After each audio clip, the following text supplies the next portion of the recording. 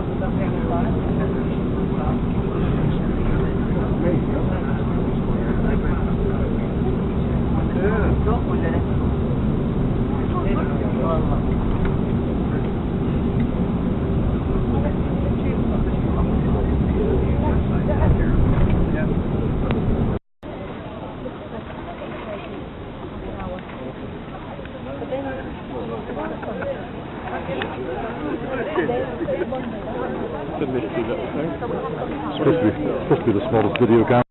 Come from outside of the kingdom. Okay? We organize a tour. Part of the tour is to visit Al-Masnad Fort. We call this Al-Masnad, right? So this Al-Masnad basically introduces our culture, introduces Saudi history, and big part of it is about religion too. So once we finish from Al-Masnad, the tour basically takes about 4 hours. Okay? So we hope that you don't have anything to do in the evening, right? We also visit a souk, which is a market. Okay? So if you want to buy anything for your wife or girlfriend, your kids, whatever it is. And then once we finish from the souk, we go to a traditional restaurant to have a traditional meal together.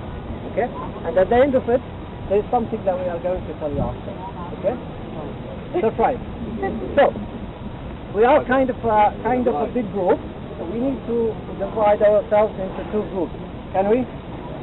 So the first group would be with my colleague Nasser, and the second group is going to be with me, because there's so much information to be told, okay? But we don't want you to miss anything, okay? So if we can just divide from here.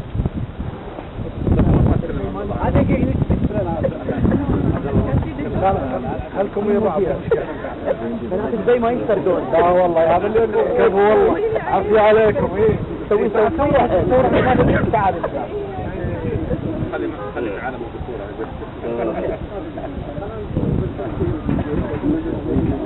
عند ربعك انت حتى ما رد عليك 7 9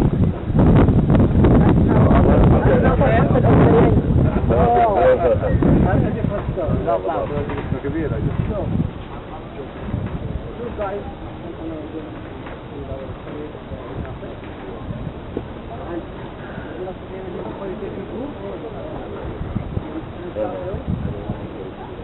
Okay.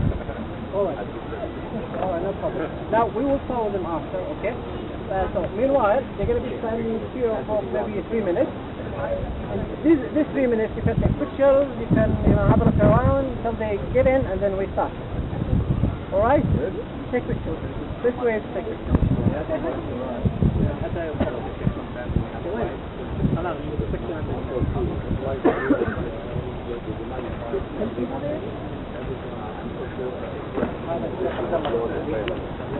Riyadh, which was ancestral, city. So he came from Kuwait in 1902 with only 60 men. So having an army of 50 men attacking a very well established place like this was very, very difficult.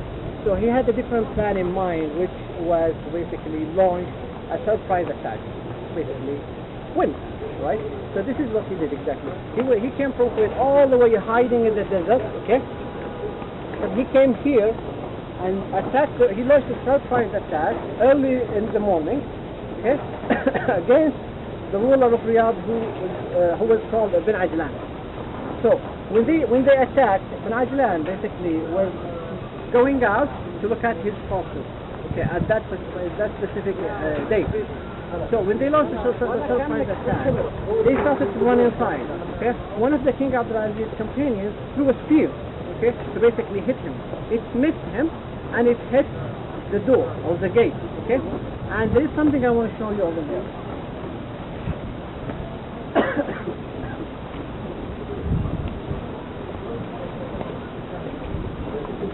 So this is the head of the spear since 1902. So it missed the ruler of Riyadh at that time who was called Ibn Ajlan, and it fits here, and this is still the head of here. Okay? And basically, it's just nothing now but kind of symbolic, you know, when we look at it and then tell stories about it. Nothing basically more. The door is as before. It hasn't basically changed at all. Okay? So, King Abdulaziz was able in 1902 to recapture the city, and from here, the unification of the kingdom of Saudi Arabia started. So the unification took almost 30 years or 32 years. Okay? From 1902 until 1943. The kingdom of Saudi Arabia was announced as the kingdom of Saudi Arabia in 1932. So that was almost 30 years. Alright? Okay, let's continue.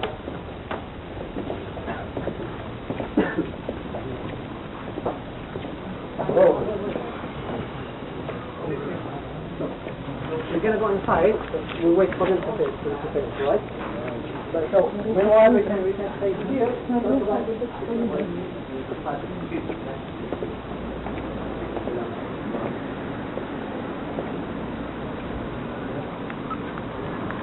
So, there are some people to come here.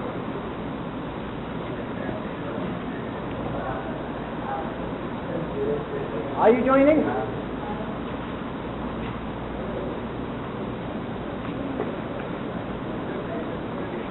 So basically, houses in the past, okay, used to be built of nature. Okay, people use natural tools to build to construct houses, basically. As you can see here, this is clay, okay, mixed with hay. Okay, so you would like some water here? شكرا. تعال.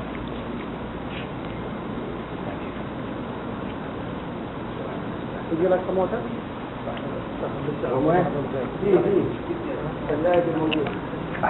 don't know, it's weather is getting hot these days. Unfortunately. The good weather has gone. So, as I said, you see that the walls are made of clay mixed with hay. Clay, why people use clay at the past is because it's very special, because in the summer it cools down the place, and in the winter it warms it up, basically.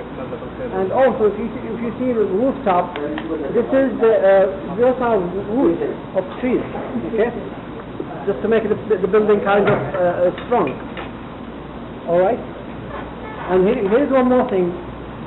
As in the past, there was no air conditioner, right? So the people would have an open area here.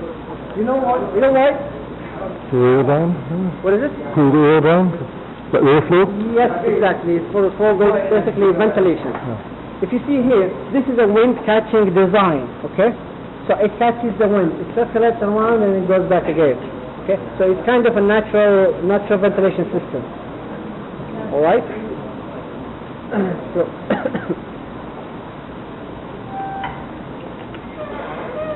here's a picture if you look at it. You see here.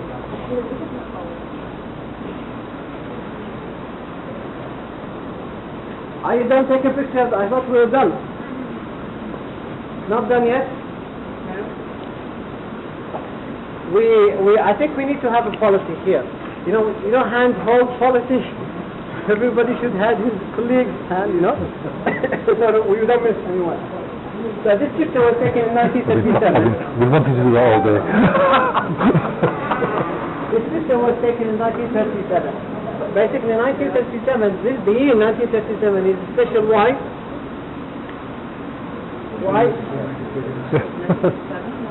Why is it special? Because of the day that they had the kingdom. What is it? They announced the kingdom. No. No. Must be the birth of the king. No. That's what the First World War, that's what you're talking about. 2 years before World War II.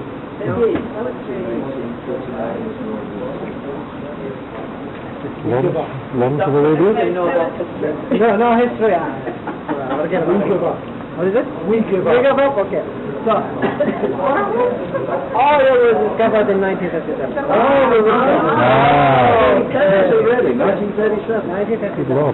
Well, oil was discovered in 1937. Which was basically, there's a story behind the discovery of oil. You know, when unification of the kingdom ended in 1934, okay? And at that time there was no resource, there was no income to the kingdom. It relied on pilgrimage season, okay, where people would come from all around the world to come to the kingdom, okay, to perform the pilgrimage, and it relied on some help from British, from US, from different places, countries like that. There was no much resource. So a man, some geologists, okay, at that time oil was discovered in Bahrain, and the geologists who discovered oil in Bahrain realized that the soil of Bahrain looked kind of similar to the soil of Saudi, especially the eastern part of Saudi Arabia. So they went to King Abdulaziz and they told him, hey, we realize the soil is kind of the same, so we think that you have got oil. Of course there was a good news to him. What he did was, he spoke to the British. He told them, hey guys, bring your companies and try to discover oil. The British didn't take that offer very, very seriously, which I think they're regretting. So King Abdulaziz turned so he turned to the US basically, and he told them that the US straight away took that offer, and there was a company called Sokar. They came here in 1932 or something like that. Yes, 1932. They started discovering oil.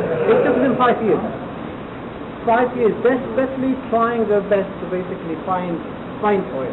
And after 5 years, there was a geologist called Max Steinecke. He was in New Zealand discovering oil there, but he actually asked the company to be deployed in Saudi Arabia. Why? He asked to be deployed in such place, completely, nothing was there, desert, hot weather, in the middle of the desert. I don't know why, but he actually asked the company to be deployed here. And he was deployed in Saudi Arabia.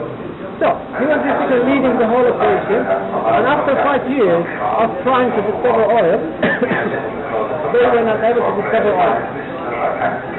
What happened was, the company was losing money basically, was spending money on the discovery of oil. So after 5 years, they spent so much money. What they did was, they gave up, as our colleagues gave up, and they said to the company and to the employees who were in Saudi Arabia, back up and come back. So Max went back to San Francisco, where the headquarters of the company was. His mission was not just to come back, his mission was to convince the board, okay, that there is oil but we haven't got it yet. So he actually succeeded, and they gave him 1 more year. They said, okay, you have to 1 more year to discover. And they dug, at that time, 6 wells. And in that year they started digging the 7th one. So they started digging until they reached 1,350 meters down. Yes. So, which is, huge. So, unfortunately, they did not discover. So, everybody was desperate. Max was desperate. The employees were desperate. The king was desperate. The country was desperate. Everybody was hopeless, basically. So, everybody turned to Max. Hey, Max, what are you going to do now? He was sitting there, he said, we need to dig more. To dig more, he had to take permission from the company. Okay? But he did not. He just started digging more. And at 1,400 meters down, they basically discovered oil. And it was well number 7. Just 50 meters more. So this is what he said, we need to dig more. And they did, and it was discovered. That was in 1937. And it was just basically good news for everybody, especially for the kingdom, started to become kind of, became all places like that. That's why the year 1937 was special. Okay, can we go inside that room? Sorry? Yeah. One was Muhammad bin Abdul Wahab. And they got together and agreed on forming a state, basically. So at that time, people were basically Muslims, but the Islamic teachings were lost. So they got together and agreed to restore and reform the Islamic teachings. Okay? So, Muhammad bin Salman was to be the political leader, and Muhammad bin Abdul Wahhab was to be the religious leader. So they got together and they had a treaty, which is this. This is the treaty that they had between them, okay, written in Arabic, to establish such things. And what happened after? At that time, the Ottoman Empire was there. Okay? So it felt that it was threatened by the Saudi state. So it sent an army from Egypt, led by a man called Brahim Basha. Okay? He came from Egypt with a very big army, and he destroyed the whole state. And the leader of the state was taken to Turkey, and he was brutally executed there, unfortunately. So the first Saudi state is basically gone. And here's the second Saudi state. As you can see here, it was much smaller, okay, than the first, and then the current too. And it didn't last for so long. So it basically collapsed for political reasons. And at that time, the second Saudi state really concentrated on education. And you can see those pictures here just show how people were kind of studying, learning things, very basic, writing tools here. So, and here's the third Saudi state. What we have right now. You know what that is? You know what it is? No? You know the answer? Oh, for instance. You know what it is? Yeah, exactly. Well, yeah. We call it mazhara, okay? For the answer where you put the fall on top, and then you put the thing. We're going to see it in the market in a while. This is the coffee pot, and this is the kerosene lamp. Okay? Old stuff, very old things. هذا الضوء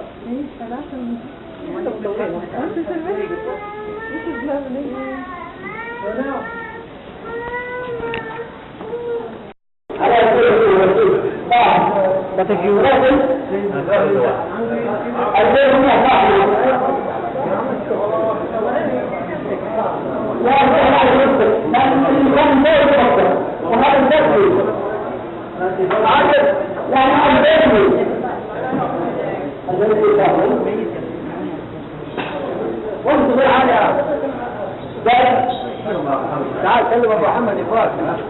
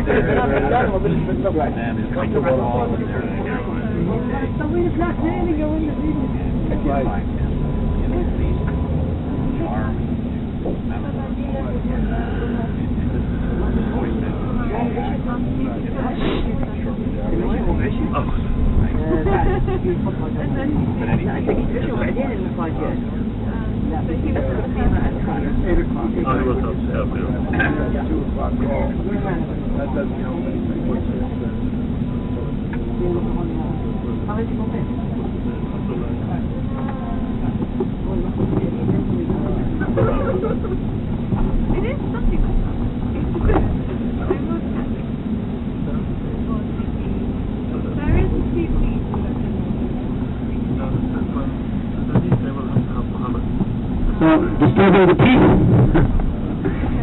So where we're going to go now is a mosque, one of the biggest mosques in Riyadh. So part of the tour is a mosque. What we have done right now is basically an introduction to us, to our culture.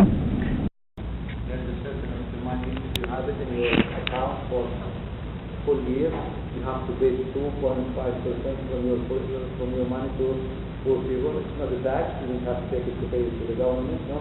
You have to take it by yourself and pay it to the poor people. Why? Because we call it in Arabic zakat, comes from the prosperity or purification also. That means God will protect your money from disasters and also to build a good relationship between all the people in the society and stop thieving, because there will be no poor people in the society. Number 4, to fast the month of Ramadan, 30 days, we start from the sunrise up to sunset. This year it was almost 16 hours. It was, the temperature was 46 or something like that. And people say it's impossible to do it. I said it was possible, and everybody was enjoying that because we do it and we feel it's easy for 2 reasons.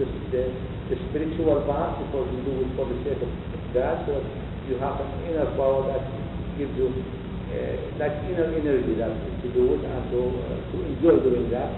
And the second part, which is the early preparation, because we know now when you are going to fast, people of Ramadan they are completely different, and we still behind the fast of the month of Ramadan. Increase your faith because you are indoor, nobody can eat and drink and eat, you do whatever you want to do, but nobody will do it because everybody doing that for the sake of God. That you'll see people who is different, they are generous, they are merciful to each other.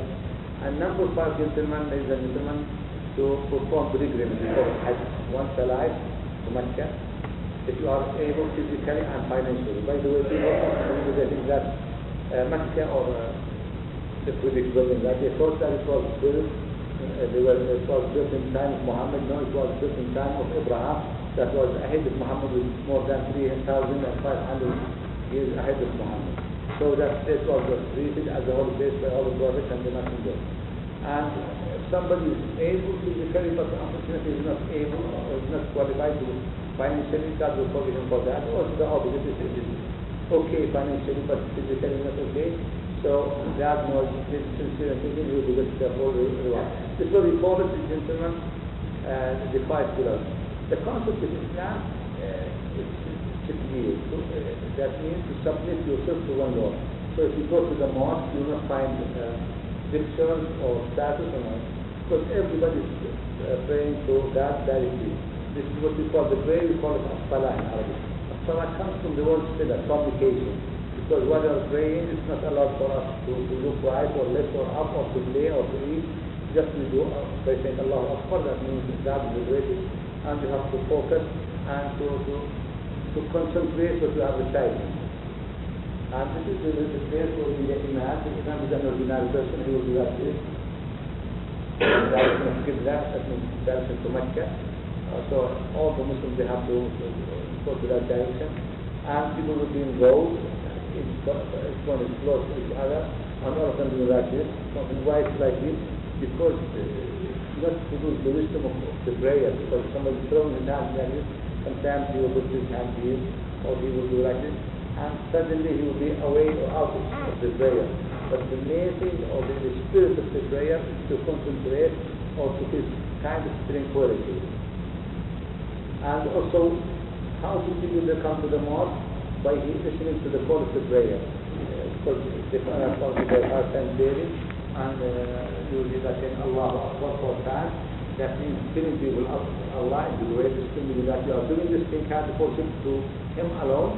Then you say Allah Akbar, Hayya ala Salah 3 times. Hayya ala Salah is kind of very polite or high polite way for you to prayer. Not come to encourage people to come to prayer and do kind of motivation. Then you say Hayya ala Salah. Come for listen. Okay? Then you say Allahu Akbar 2 times. Then you say La ilaha illallah no God but Allah. And then when people are to pour people who are outside to the mosque. When people are here in the mosque, the one who comes for prayer, he will shorten that call again. They never go to say, okay guys, please come here, stand now, just remind them in sacred words. Say Allahu Akbar again, but in the shortening. To ask people to be in row and to arrange themselves close to each other, and they be close to each other, and all of them they will focus on prayer. When the Imam wants to move from one situation to another, because he's looking here, he cannot see his position at the back, he say Allahu Akbar, God is the greatest, or Allah is the greatest, to remind people that they are doing that for the Almighty, and to remind them that to be close and connected to Him. So you do like this, Allahu Akbar. You will see in the Arab Bible, you say, oh, glory to Allah subhanahu wa ta'ala. Sami Allah min hamida, Allah is the best person for those who are grateful to Him. Then they prostrate and say, oh, glory to Allah. And it's the best situation to pray and to also to supplicate to Him, because in the Islam, you put your head for Him to be close to Him.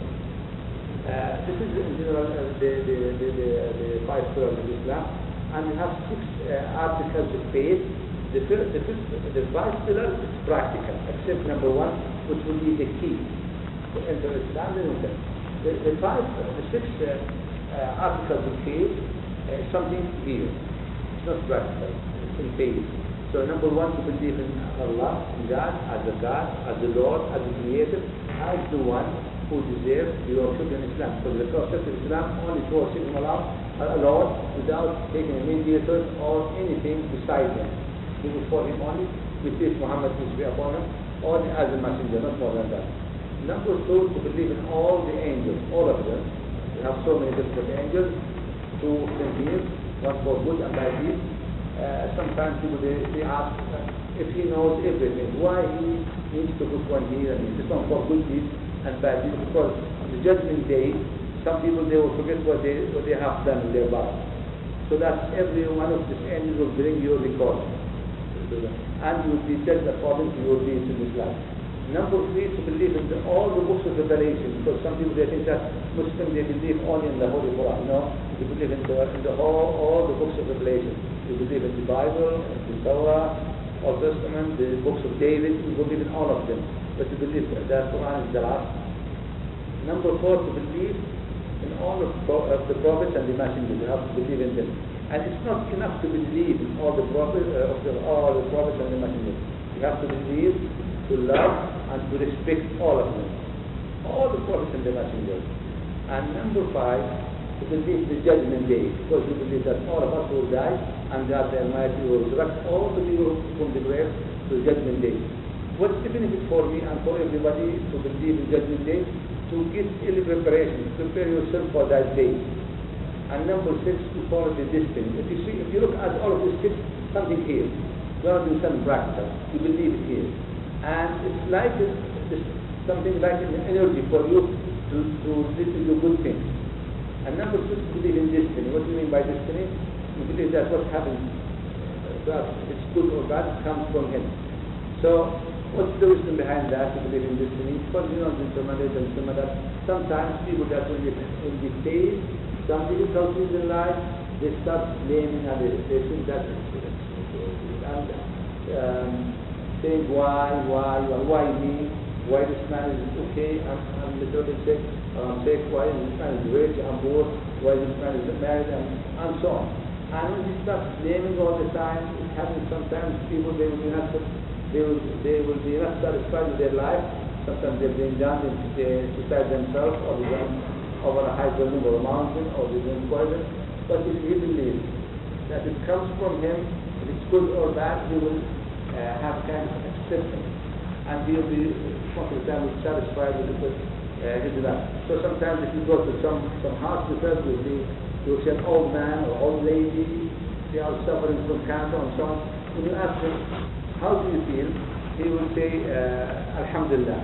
The word Alhamdulillah is not thanks to God, but it's more than that. I'm grateful to Him. So sometimes it's amazing, strange. How come that he's dying and he says, I'm grateful to Him, thanks to God? Because he knows that it comes from Him and he knows the best. So he will have an acceptance, and God, the Almighty and the Merciful, He will treat him and He will reward him according to that belief in His heart.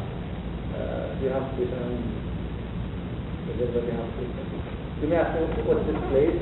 It's for the Imam. By the way, the Imam is the one who did the prayer. And is an ordinary person. He's like all of us. Just at least to memorize some chapter of Quran to be qualified to lead the prayer. This is for Friday only. Or and we call it Eid after Ramadan, it's a festival. He will stand here to give a sermon or a speech to people. Then after that he will come down to the prayer. Muhammad the Sheikh.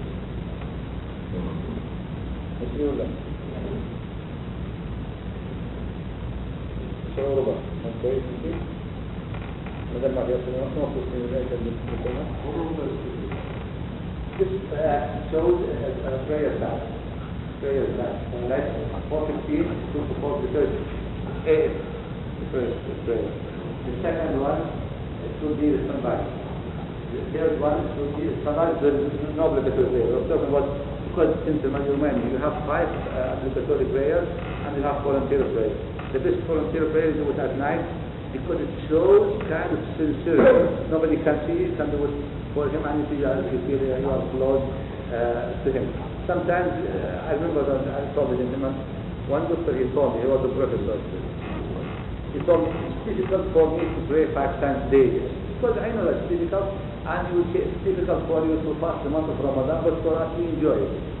If we miss one prayer, sometimes we feel something upset and not satisfied until we pray, we do it sometimes. It's the same, because we do it for the sake of that. It was about if I am making an operation and it will take 3, 4, 8 hours sometimes. What I'm going to do? If I will visit the patient, I will go to pray, he will die. I said, okay, give me the answer. What are you going to do? I said, I don't know. You know, there is an exceptional cases. You have allowed for you to shorten the prayer and to join the 2 prayers together. Like this one, if you are traveling, if you are sick, it's allowed for you to shorten the prayer and to join it as only in exceptional cases, not all the time.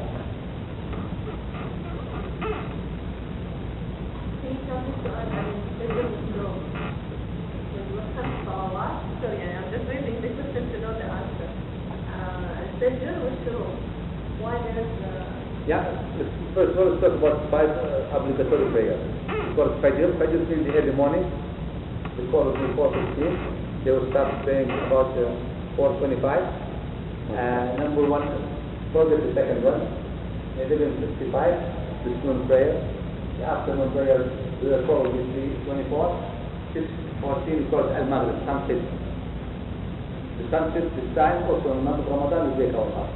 The last one is 744, which is Asia, the one which we had just finished.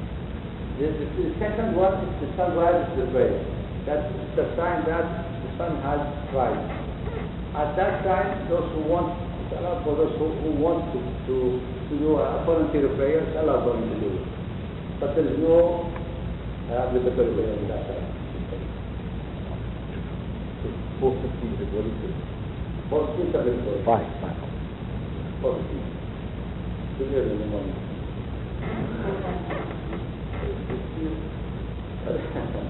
This is one of the reasons that sometimes people think it's difficult for them. Even for some Muslims, it's still difficult. But those who have his fear in him, he will do it. And you know, sometimes people, they are not using the alarm clock. Nowadays they are using cell phone. They get up in the morning because they adjust themselves to it. Because something inside you, like an alarm, alarm clock. Do it every day. Nasser, what about the children? At what age did they start praying? Prayer. To be obligatory, when you be mature, about 15. But before that, it's better that to start teaching your kids while they are 7. But by the way, this is my daughter at home, they see their mother doing that. Sometimes they do it, even in 6, 7, they do it. Like in the fast of the month of Ramadan, my daughter, she started when she was about 7 years old. I told her not to do it, but she said, no, Dad, I want to do it. Because why? She was watching all the people in the environment and the house doing that, and she's watching the faces and the actions, and she can see that their parents different in Ramadan. So she enjoys doing that and sharing people all that. And sometimes, by the way, people in some places, more than 500, they are gathering in one place, they are breaking their fast. They are going and feel the brotherhood and unity and applying kind of worship to the Almighty God. But it's better that you start with 7, at 10 you have to little bit encourage more and more so that some people they can just start to calculate from 7 up to 15, 8 years you are teaching him. Teaching. That means it will be stuck here. So that you will not miss any prayer if you start a little bit early. I think this is good. So all the teachings of Islam start with you when you are mature. Be obligatory. Except the charity, if you have that little money. If you have money, you deposit in your account for Khudi. Any other questions? If you have questions, we will start asking questions. How will you follow? Thank you, Shukran Nasser. Thank you very much. Thank you very much. Thank you very much. Yeah. Thank you for giving me your time.